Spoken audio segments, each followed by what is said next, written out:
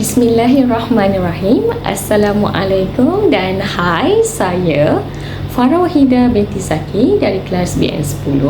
Saya akan membentangkan hasil kerja saya, iaitu poster bagi mempromosikan Google Site ini. Sebagai pengenalan, satu laman pembelajaran yang telah dihasilkan menggunakan Google Site berkaitan bahasa Melayu tahun 5 mengenai penjodoh bilangan. Laman pembelajaran Google Site ini dicipta berdasarkan RPH Model Azure yang mengandungi pelbagai aktiviti menarik buat murid berasaskan digital supaya dapat melahirkan murid yang celik IT. Apa itu Model Azure? Model Azure adalah model pengajaran yang bersistem dan berstruktur di mana matlamat dan objektif pengajaran ditentukan dahulu secara eksplisit.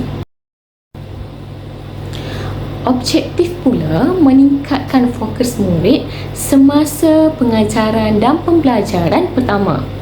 Penggunaan teknologi dalam pendidikan sememangnya boleh mendapat perhatian daripada murid dan membolehkan mereka menyerap ilmu yang disampaikan oleh guru. Hal ini kerana penyampaian Google Site yang saya persembahkan ini dalam bentuk visual yang menarik, animasi, 3D dengan suara yang dapat menarik perhatian murid, terutamanya murid sekolah rendah. Selain itu, guru menerangkan tajuk penjodoh bilangan menggunakan Google Sites dengan baik. Tidak lupa juga membantu guru memberi penerangan secara bersemuka maupun secara atas talian. Google Site ini juga boleh digunakan di dalam bilik darjah maupun di luar bilik darjah kerana setiap langkah saya sudah tulis dengan lengkap dan ayat yang mudah difahami murid serta bahan pengajaran dan pembelajaran juga saya telah selitkan ke dalam Google Site. Dengan adanya Google Site ini, murid tidak lagi terikat dengan masa dan tempat tertentu untuk mendapatkan maklumat dan bahan-bahan pembelajaran. Jadi murid di mana-mana sahaja dia boleh mengakses Google Site ini. Contohnya di perpustakaan, walaupun tiada guru, tapi murid boleh lagi mengakses Google Site ini tanpa guru kerana mempunyai langkah-langkah yang terperinci dan mudah difahami lah yang saya tulis tu. Seterusnya, bagi pernyataan masalah pula, penggunaan cara tradisional 100% di dalam kelas membuatkan pelajar hilang tumpuan. Seterusnya, membuatkan mereka bosan. Sebab guna kaedah cara tradisional ni macam chalk and talk sahaja. Chalk and talk tu macam menggunakan papan tulis dan bercakap. Tiada aktiviti yang menarik, tiada aktiviti yang interaktif, tiada aktiviti secara berkumpulan, secara individu kan. Ada pelibatan murid. Jadi murid rasa macam bosan. Just hanya sekadar melihat buku teks sahaja. Jadi murid pembelajaran kini perlulah seiring dengan perkembangan pelajar. Seiring dengan perkembangan pelajar yang mahir, yang pakar dalam bidang teknologi. Jadi mereka akan merasa bosan dan belajar kan. Baik menyebabkan mereka rasa macam malas untuk masuk ke kelas. Itulah penyataan masalah-masalah dia kerana mungkin kalau belajar secara tradisional ni mungkin 15 minit pertama mereka boleh fokus. Tapi untuk yang seterusnya mereka akan berangan, tak ada dalam kelas dah, mungkin dengar saja apa yang cikgu cakap tapi tak dapat apa-apa. Macam tu. Hal ini kerana kaedah guru ni, kaedah cara tradisional ni menyebabkan murid ni tidak dapat berfikir secara kritis dan kreatif. Mereka hanya menerima apa sahaja yang diperkatakan oleh guru. Sebab kalau kaedah tradisional ni guru hanya bercakap, tiada aktiviti, jadi murid pun tak dapat nak perkembangkan dia punya idea, tak dapat nak luahkan dia punya idea. Just hanya duduk di tempat dan dengar sahaja penerangan daripada guru. Jadi murid menjadi pasif, tidak terlibat dalam aktiviti, tidak ada komunikasi antara kawan-kawan, tidak ada komunikasi antara kumpulan. Jadi menyebabkan murid akan rasa bosan sebab pembelajaran ini hanya menyebabkan satu hala sahaja. Macam tu. Berdasarkan hasil dapatan mengenai Google Site ini melalui soal selidik yang dilaksanakan menunjukkan dengan penggunaan Google Sites murid lebih aktif dan seronok untuk belajar. Macam mana kita nampak murid lebih aktif dan seronok untuk belajar? Yang pertama, dalam Google Site saya ini saya menerapkan aktiviti berkumpulan. Aktiviti berkumpulan contohnya murid berbincang untuk sesuaikan penjodoh bilangan dengan gambar.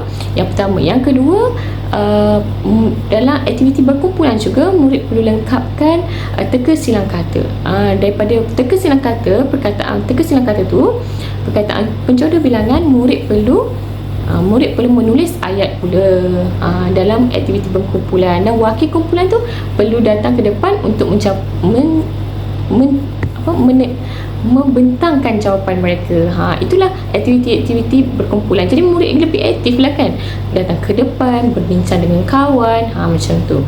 Jadi murid akan lebih seronok lah untuk belajar, bukan sahaja duduk di atas kerusi.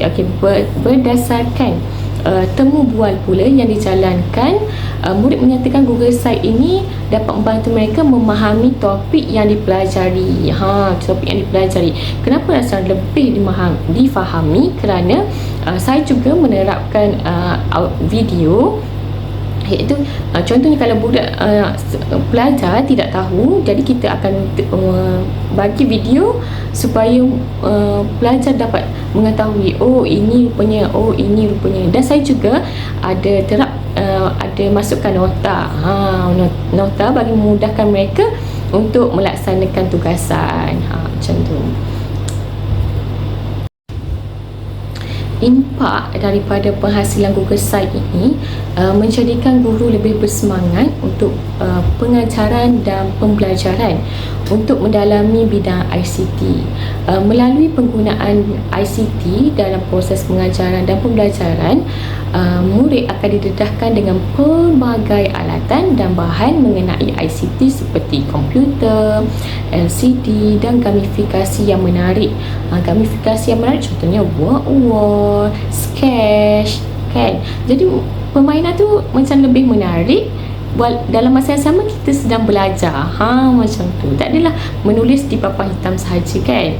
Jadi di samping itu juga guru dapat menambahkan pengetahuan mengenai sistem ICT lah. Sistem ICT melalui pengalaman yang diperoleh semasa menjalankan proses pengajaran dan pembelajaran tersebut.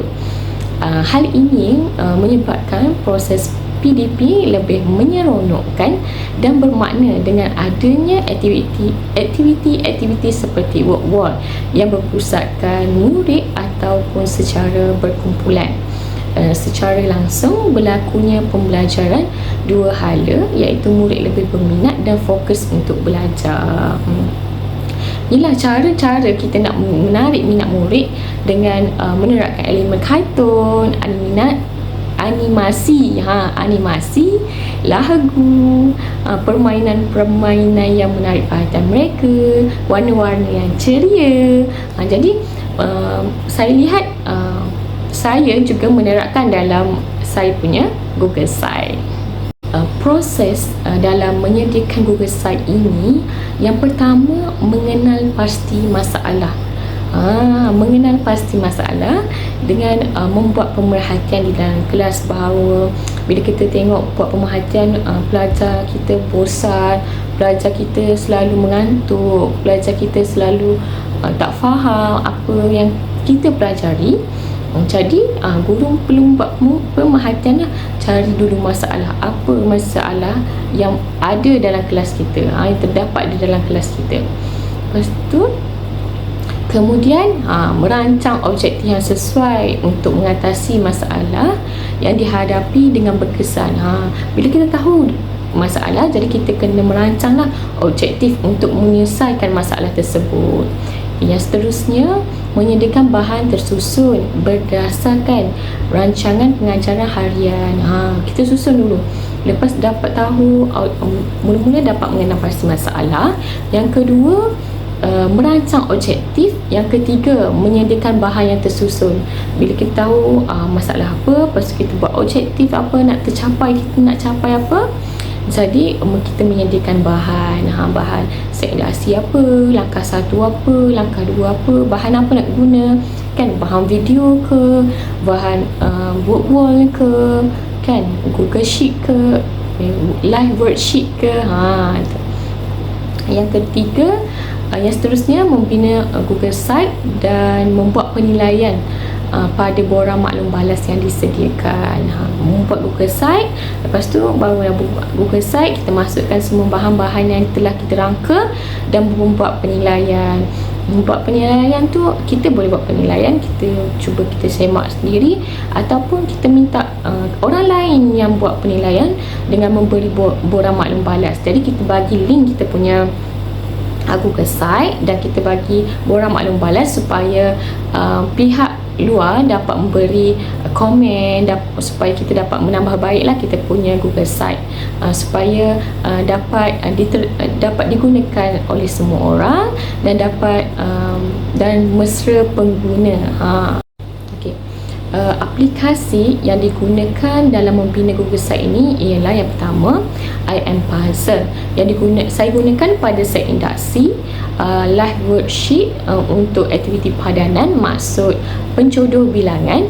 Yang kedua, yang ketiga, aplikasi Team Picker Wheel untuk pembahagian kumpulan.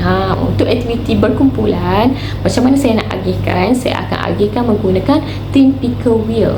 Team Picker Wheel ni macam kita masukkan nama dan dia akan auto lah, dia sendirinya akan letakkan dan susun dah budak tu, pelajar tu duduk kumpulan mana. Macam tu. Aplikasi interaktif, Jamboard untuk menulis ayat, dan Padlet iaitu tempat penghantaran hasil kerja murid untuk disemak oleh guru. Jadi untuk aktiviti berkumpulan, aktiviti tugasan individu juga, pelajar perlu memasukkan hasil tugasan mereka ke dalam Padlet. Jadi saya sebagai guru dapatlah memantau, kan, dapat memantau pelajar, hasil kerja pelajar. Dari Padlet tu juga saya dapat tahu tahap penguasaan murid, macam mana dia punya ayat, macam mana, kan. Walaupun saya tak dapat nak lihat seorang-seorang di dalam kelas, tapi bila buka di Padlet, saya dapat lihatlah, Mira dapat macam mana dia punya ayat, kan.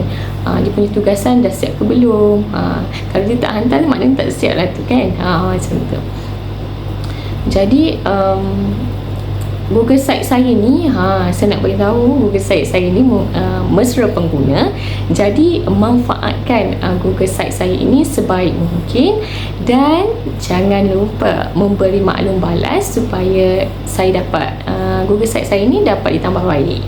Okey, itu sahaja daripada saya. Sekian, terima kasih. Assalamualaikum. Bye.